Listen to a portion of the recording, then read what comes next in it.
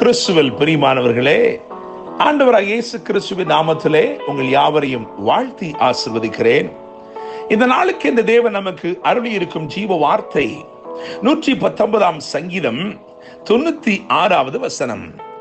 சகல சம்பூரணத்திற்கும் எல்லையை கண்டேன், உம்முடைய கற்பனையோ மகா விஸ்தாரம்.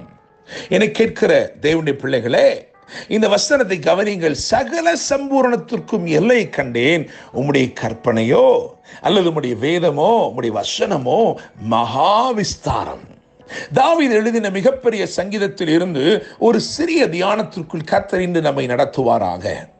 இந்த நாள் நீங்கள் பரலோகத்தின் ஞானத்தை பெற்றுக் கொள்ளுகிற ஒரு நாளாய் இருக்க போகிறது. தேவ ஆவியினால் உணர்வடைந்து தேவ ஞானத்தினால் நடத்தப்பட்டு சகல நன்மைகளையும் ஆசீர்வாதங்களையும் சுதந்திரித்துக் கொள்ளும் ஒரு நாளாய் இந்த நாள் இருக்க போகிறது. என்னுடைய பிள்ளைகளே, என்னை கேட்கும் தேவ ஜனமே, இந்த சங்கீதத்திலே 119 சங்கீதத்திலே பிரதானமாய் ஏறெடுக்கப்படுகிற தாவீது ஏறெடுக்கிற சில ஜெபங்கள் உண்டு. முதலாவது அவன் சொல்லுகிறான், என்னை உணர்வுள்ளவனாக்கும் என்று சொல்லுகிறான். இரண்டாவது அவன் அதிகமாய் கேட்கிறான், எனக்கு போதியும் என்று சொல்லுகிறான். மூன்றாவது சொல்லுகிறான், என்னை நடத்தியருளும்.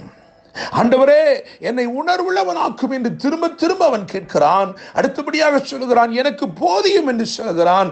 மூன்றாவதாக என்னை நடத்தியருளும் என்று சொல்லுகிறான். இவைகளைத்தான் திரும்ப திரும்ப திரும்பமாக இந்த அதிகாரம் முழுவதிலும் அவன் பேசுவதை நாம் கவனிக்கலாம்.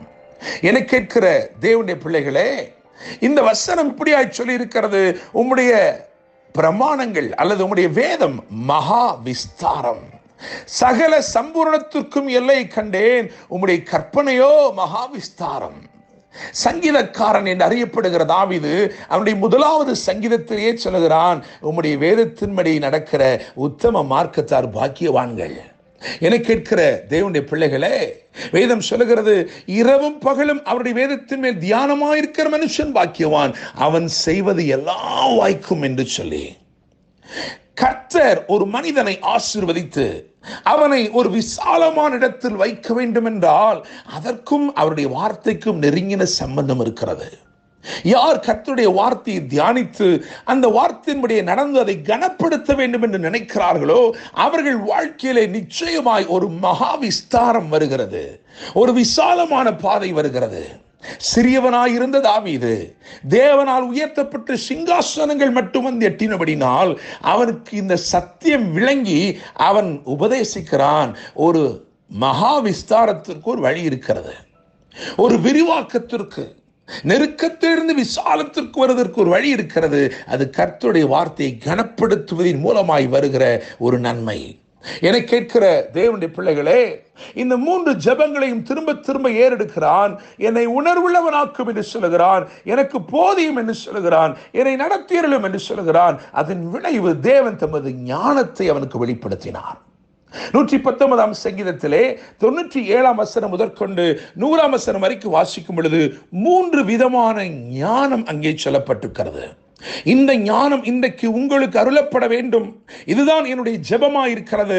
நீங்கள் வாஞ்சித்து கேட்க வேண்டும், ஆண்டவரே இந்த ஞானத்தை இன்று எனக்குள் தாரும். காரணம், இந்த ஞானம் உனக்குள் வந்துவிட்டால் விசாலத்திற்குள் நீ நடப்பாய், விஸ்தாரமாய் உன் எல்லைகள் மாறும். நெருக்கத்தில் இருந்து விசாலமான பாதைகள் தேவனால் அருளப்படும். தேவனுடைய பிள்ளைகளே, முதலாவது சொல்லப்பட்டிருக்கிற ஞானம் 119 சங்கீதம் 98 வசனத்தில் இருக்கிறது. நீர் உம்முடைய கற்பனைகளை கொண்டு என்னை என் சத்துருக்களிலும் அதிக ஞானம் உள்ளவனாக்குகிறீர் என்று எழுதியிருக்கிறது. சத்துருக்களிலும் அதிக ஞானம், சாதுரிய ஞானம். இந்த சாதுரிய ஞானத்தை தேவன் நமக்கு அருளுவதன் மூலமாக நம்முடைய வாழ்க்கையில வெற்றி கிடைக்கிறது. தாவீதுக்கு தேவன் இந்த சாதுரிய ஞானத்தை அருளி இருந்தார். சத்துருக்களிலும் அவனை அதிக ஞானியாய் மாற்றி இருந்தார். எனவே அவன் போகிற எல்லா இடத்திலும் அவனுக்கு ஜெயம் இருந்தது. அவன் வெற்றி பெறுகிறவனாகவே இருந்தான். இந்த நாளில் இந்த ஞானம் உங்களுக்கு தேவை. ஆண்டவரே, எனக்கு இந்த சாதுரிய ஞானத்தை தாரும். நான் சத்துருக்களிலும் அதிக ஞானம் உள்ளவனாய் இருக்க வேண்டும். பவுல் அப்போஸ்தலன் சொல்கிறார், சத்துருக்களின் தந்திரங்கள் நமக்கு தெரியாதவைகள் அல்லவே என்று சொல்கிறார். அவருக்கும் இந்த சாதுரிய ஞானம் தேவனால் அருளப்பட்டிருந்தது. என கேட்கிற தேவனுடைய பிள்ளைகளே, இரண்டாவதாக 119 சங்கீதம் அதிலே 99வது வசனத்தை கவனிக்கும் பொழுது, உம்முடைய சாட்சிகள் என் தியானமாய் இருக்கிறபடியால் எனக்கு போதித்தவர்கள் எல்லாரிலும் அறிவுள்ளவனாய் இருக்கிறேன். தத்துவ ஞானம், போதித்தவர்கள் எல்லாரிலும் அறிவு. என கேட்கிற தேவனுடைய பிள்ளைகளே, போதித்தவர்களுக்கு மனிதர்கள் போதித்தார்கள். அப்படியாக யாரோ ஒருவர் போதிக்கிறார் என்றால் அவருக்கு யாரோ போதித்திருக்கிறார்கள். போதகர்களுக்கெல்லாம் போதகர்கள் உண்டு.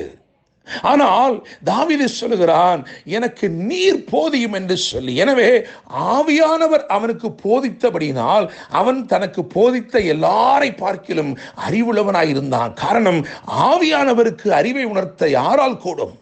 என கேட்கிற தேவனுடைய பிள்ளைகளே, இன்றைக்கு பரிசுத்த ஆவியானவர் உங்களை போதித்து நடத்துவார் என்று சொன்னால், இந்த தத்துவ ஞானம், போதித்தவர்கள் எல்லாரிலும் இருக்கிற ஞானம், எல்லா ஞானத்தையும் விட அதிக அறிவு உங்கள் வாழ்க்கையில் காணப்படும். இதன் விளைவு மேன்மையாயிருக்கிறது. மூன்றாவதாக 119 சங்கீதம் அதில் 100வது வசனத்தை கவனிக்கும் பொழுது, உம்முடைய கட்டளைகளை நான் கை கொண்டிருக்கிறபடியால் முதியோர்களை பார்க்கிலும் ஞானம் உள்ளவனாக இருக்கிறேன். விருத்தாப்பிய ஞானம். என கேட்கும் தேவனுடைய பிள்ளைகளே, முதியோரிடத்தில் நிச்சயமாய் ஞானம் இருக்கிறது. ஆனால் அந்த ஞானம் பட்ட ஞானமாய் இருக்கிறது. அவர்களிடத்திலே பேசும் பொழுது அவர்கள் தங்கள் வாழ்க்கையின் பாதையை திரும்பி பார்த்து உங்களுக்கு ஞானத்தை சொல்லுவார்கள். அவர்கள் சொல்வார்கள், இது போலத்தான் 40 வருடங்களுக்கு முன்பு என் வாழ்க்கையில் நடந்தது, 10 வருடத்துக்கு முன்பு என் வாழ்க்கையில் நடந்தது என்று சொல்லி தங்கள் வாழ்க்கையை திரும்பி பார்த்து ஞானத்தை கொண்டு வருவார்கள். இதுதான் முதியோர்களின் ஞானம். ஆனால் தாவீது திரும்பி பார்த்து ஞானத்தை பெறவில்லை. அவனுக்கு முன்பதாக he was walking by revelation. அவனுக்கு முன்பதாக, அதாவது இனி வரக்கூடிய ஞானத்தை பெற்றவனாய் தாவீது செயல்பட்டான். அதுதான் முதியோர்களை பார்க்கிலும் ஞானம், விருத்தாப்பிய ஞானம். என கேட்கிற தேவனுடைய பிள்ளைகளே, இந்த விருத்தாப்பிய ஞானம் உங்களுக்குள் இருக்கும் என்று சொன்னால், வெளிப்பாட்டின்படி வருகிற ஞானம் உங்களுக்குள் இருக்கும் என்று சொன்னால், நீங்கள் அறிந்திராதவைகளையும் உங்களை அறிவு கெட்டாத நன்மைகளையும் நீங்கள் சுதந்திரித்துக் கொள்வீர்கள். 3 ஞானத்தை குறித்து பேசியிருக்கிறேன். சாதுரிய ஞானம், அதை பார்க்கிலும் அதிக ஞானத்தை தேவன் உங்களுக்கு அருளுகிறபடினால் இன்றைக்கு தேவன் வெற்றியை தரப்போகிறார். போதித்தவர்கள் எல்லாரிலும் அறிவு, தத்துவ ஞானம், அதை பார்க்கிலும் அதிக ஞானத்தை தேவன் உங்களுக்கு அருளுகிறபடினால் நீங்கள் மேன்மையடைவீர்கள்.